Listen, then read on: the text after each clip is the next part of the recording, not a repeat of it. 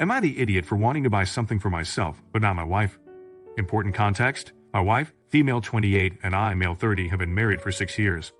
I've always been the breadwinner while she hasn't worked in 3 years. The company she worked at went bankrupt, and then COVID made it hard for her to get a job in her field, so she became a housewife, then a stay-at-home mom since our first kid 1 year ago. She's a great stay-at-home mom and does a lot of the childcare. I like to feed and play with our kid at night, but she does all the care while I'm at work. We have a joint account where everything for the house, cars, etc. gets paid from. She has her own account as well, and I have one too that I just use as a savings account. Half my earnings go to the joint account and half to the savings account. I give my wife $100 a week for her personal account for helping around the house and with our kid. But if she needs something that's shared for the house or gas money, that comes from the joint account. We also go shopping weekly for groceries, and all that comes from the joint account too. She has access to all the money, but I don't let her spend too much, so that's why she gets an allowance. She usually just uses her personal money for clothes. Last week she bought a new pair of expensive boots. My wife also has credit card debt that I wasn't involved in, but I'm hoping to pay off since she obviously doesn't work right now. This month I got a bonus from work and used it to pay off her debt completely. It was about $10. I also wanted to buy myself a £5 and asked my wife if that was okay since I was trying to be polite and make joint decisions with her. She told me, "Well then, do I get to buy something too?"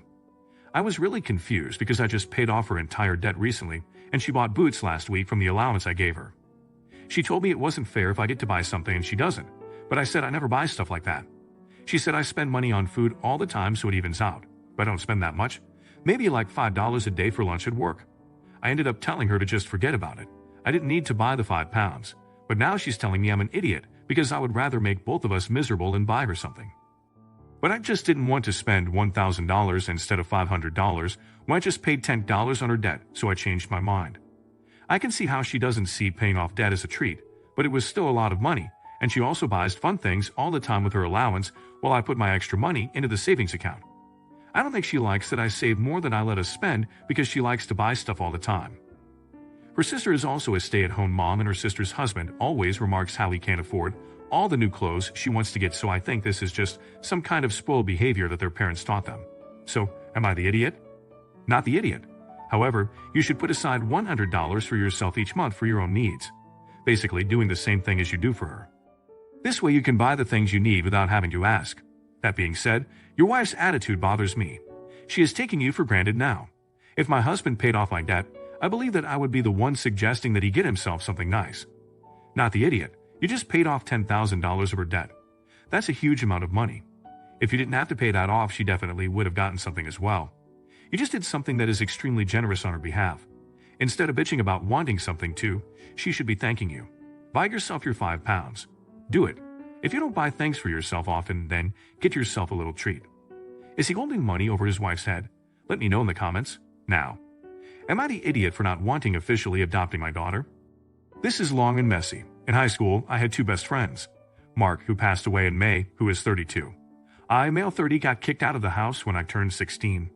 Mark's family took me in and became like my adopted parents. Mark and May started dating when they were juniors in high school. After they graduated, Mark joined the military. During his first leave, May became pregnant. Shortly after his return to service, Mark passed away. We were devastated. She at the time was staying with Mark's parents, and I was still living there. I took her to all of her appointments, helped her through her pregnancy. They put Mark's name on the birth certificate. By this time, I had graduated early and was looking to go to local college. I became busy with school, but helped any time I could. 3 years later, I graduated and got a good job in my own place. May moved in with me with her now 3-year-old daughter, Alice. Alice started calling me Dada. We tried to persuade her not to do that, but we failed. A year of us living together, I started having real feelings for May. I talked to Mark's parents, and they gave me the green light. Nothing happened between us up to this point. 2 years later, we married. 1 year after that, she gave birth to our daughter, Jenny. Yesterday was Alice's 12th birthday. It was just me, May, Alice, Jenny, and Mark's parents. We have told her about Mark throughout the years, and she knows that he is really her dad. When Alice finished opening her presents, she pulled the last one out and handed it to me. I opened it, and it was adoption papers. At some point, Alice told May that she wanted to be officially my daughter. I explained that she is my daughter and I love her with all my heart. I try to explain that Mark is her birth father and that she is both his and my daughter. With that, I gently explained that I don't think it was a good idea and I would have to think about it. She got upset and ran to her room. Mark's parents ended up leaving.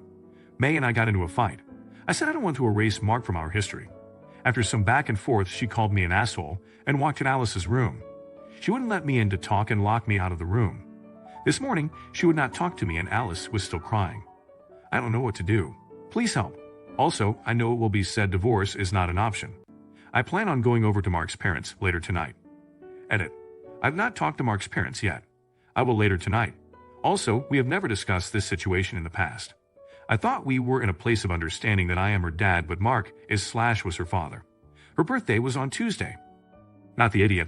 And first of all, sorry for the loss of your friend. Your wife, I assume, gave Alice the papers to give to you as a surprise. That is very not cool of her. She should have talked to you first to see what your reaction would be.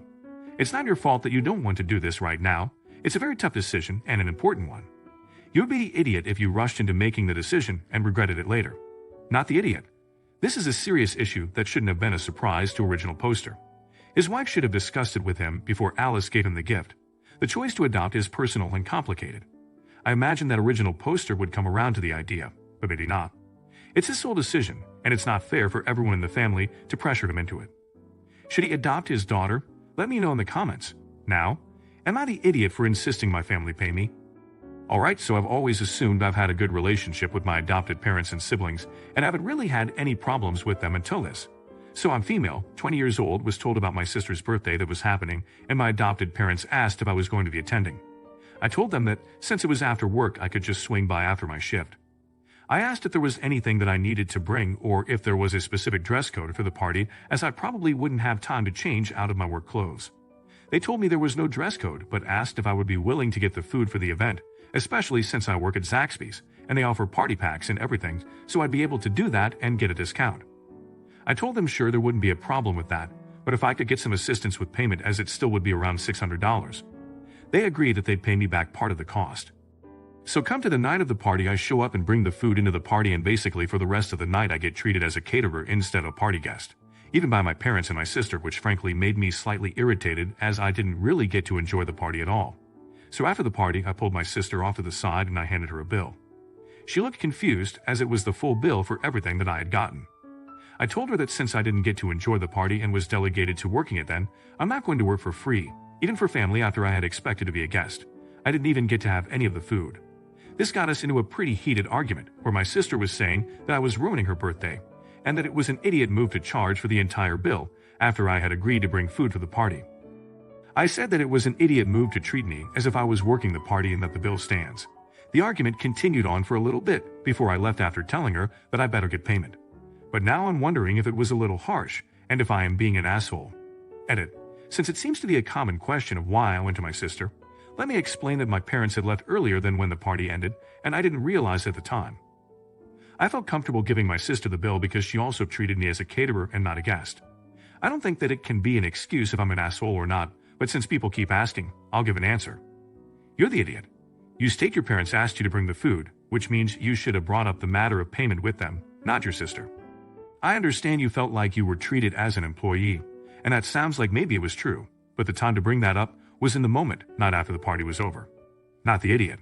But you should have directed all that towards your parents, not the sister. Regardless if you were treated like a caterer, you better charge them for the full amount.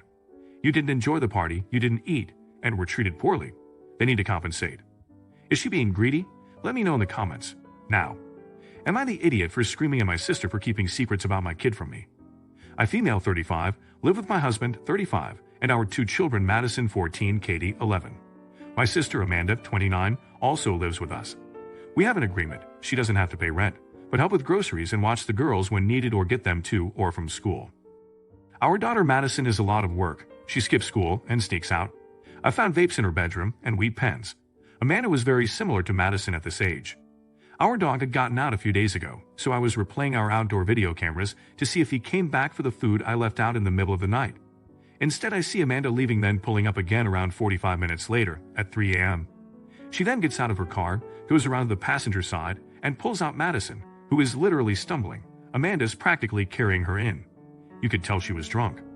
I was so mad, I went straight to Amanda's room and asked her what the hell that was. She then admitted to me that Madison had called her really drunk. She had snuck out. She then told me that Madison begged her not to tell us. I was so livid. Madison was home that day from school because she was puking. I thought she caught a bug when she was just super hungover. I started yelling that she couldn't keep things like that from us, and that Madison is 14 and we should have been notified immediately. I told her she betrayed my trust. Amanda just quietly apologized. I left the room, and a few minutes later, I could hear her crying. Madison is now grounded and refuses to talk to Amanda for ratting her out, and Amanda has been mostly in her room. My husband told me earlier that Amanda was talking to him about how guilty she feels for upsetting me so badly. He said she seemed really upset. I feel bad because it's days later and she's still upset, but she has to know she can't do those things. Edit. Before my sister moved in, my daughter had called me many times to pick her up in the middle of the night. She knows she can call me. I'm quiet when I pick her up. There's no yelling or arguing. But she does have consequences the next day. In this situation, she was trying to avoid her consequences the next day. You're the idiot. Your sister was put between a rock and a hard place. She had to choose between being loyal to your daughter or being loyal to you, and she rightfully chose your daughter. Your daughter is in a vulnerable place and needs an ally more than you do. You owe your sister an apology. I wonder if your sister could have told you without you having a meltdown. It seems like you are jealous of the relationship that your daughter has with your sister. You're the idiot. I understand that you were mad and upset. You were wrong in how you handled it. You could have approached your sister and asked why she didn't tell you. Then explain why you need to know. Have you put yourself in her shoes for a second? It was a tough situation for her, and she tried to prioritize your daughter's safety. Her intentions were good. Is the mom neglecting her daughter? Let me know in the comments. Now, am I the idiot for not inviting my stepsister's boyfriend to my wedding? Me, 35, female, and my stepsister, 32, female, aren't particularly close. I met her as a teen, and we just never had a sister bond, but I do generally have a good relationship with her. That said, there's also been some issues in the past with her being jealous of me. Me and my fiancé also don't get along particularly well with her BF. We had a limited capacity for the wedding venue, so me and my fiancé decided to limit plus ones. Married and engaged couples get invited by name, otherwise no plus ones. The only exception to this is my fiancé's brother, they're very close, who's been with his BF for 11 years. Most of our guests who aren't married or engaged are not in long-term relationships anyway, and they've been understanding. S is invited but no plus one. I told her beforehand the rule we had. She argued, saying she should also be allowed to bring her BF, and used my fiancé's brother as an example, but I replied that they're closer than us, and we don't have problems with his BF. S has got really pissed, and I'm apparently devaluing her relationship. I think she should respect our decision, and if she thinks this is devaluing her relationship, I don't think there was much of one to begin with, and she's jealous of mine. Am I the idiot? You're the idiot. Maybe you could justify it if you were strict with the only engaged/marrieds, but you made it personal when you made an exception for your fiancé's brother. This is a super petty way to make it clear that you don't like her boyfriend. Not only would I skip your wedding if I was stepsis, I'd want nothing to do with you going forward. So congrats on making family gatherings and events awkward for years to come. Not the idiot. I don't think people are looking at where original poster says they explicitly do not like her boyfriend. If the couple doesn't like you, why would you be invited to their wedding? Your spouse or partner is not entitled to be invited to anyone's wedding, especially if they don't like them.